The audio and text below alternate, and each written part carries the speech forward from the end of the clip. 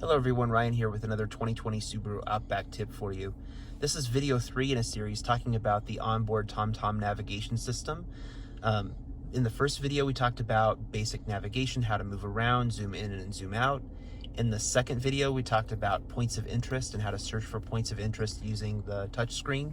And in this video I want to show you how to set a route, start a route, and some basic route management features. So I've gone ahead and selected a point of interest here. I'm going to go ahead and select the blue Go icon, and that'll actually calculate the route and load it up. And you'll notice that it gives you some basic information right away. Along the right, you can see that some basic icons where gas stations are, where some road construction is, right here along the right side. And if I hit end, it'll end the route.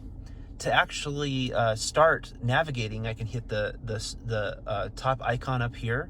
I can zoom in and out to examine the route, or I can look at the approximate arrival time and how long it will take.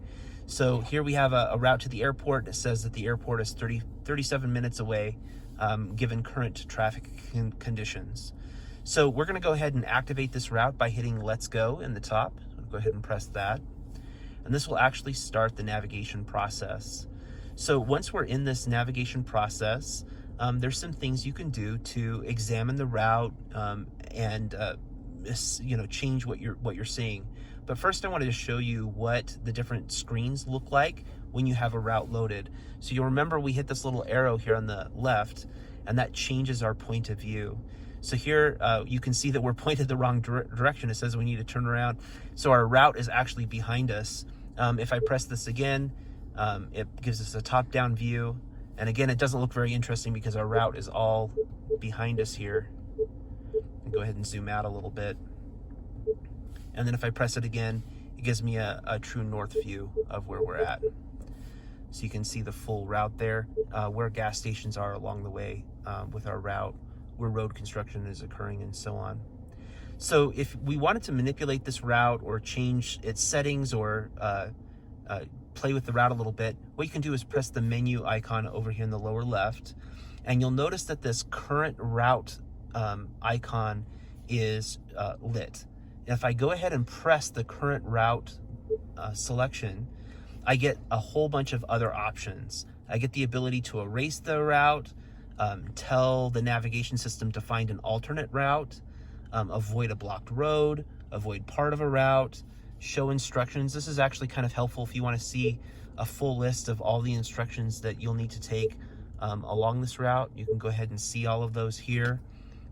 If I go back to that screen, we can look at we have the ability to add a stop to the route, change the route type. This is actually really helpful if you want to avoid freeways. For example, let's say that we heard there was an accident on the freeway. We can go ahead and select this, and it will recalculate the route to help us avoid freeways along our path. I'm going to go back into the menu. I'm back into current route and scroll down here to the bottom. Right here at the very bottom, there's kind of a fun option, and it's a play route preview option. If I go ahead and press that, it's going to pretend like the car is actually driving. Turn left, west 525 south, then turn right, south 1700 west. So you can see that it's starting to give us voice navigation, and even though the car is parked and we're not moving, the car is simulating the route along its drive. So we can actually play with these options and pretend like we're driving. After 700 feet, turn right. And see how this looks. I'm going to go ahead and select a different view here with that little triangle icon. And this is how it would look if you were actually navigating with this second screen. Turn right, south 1700 west. So you can see that it automatically zooms. And I want to show you what it looks like in the center dash. If we'll look here in the center dash, you can see it gives you two turn instructions right there in the center dash. We'll go ahead and have this turn happen. Excellent. So if I go ahead and select the different options here, using the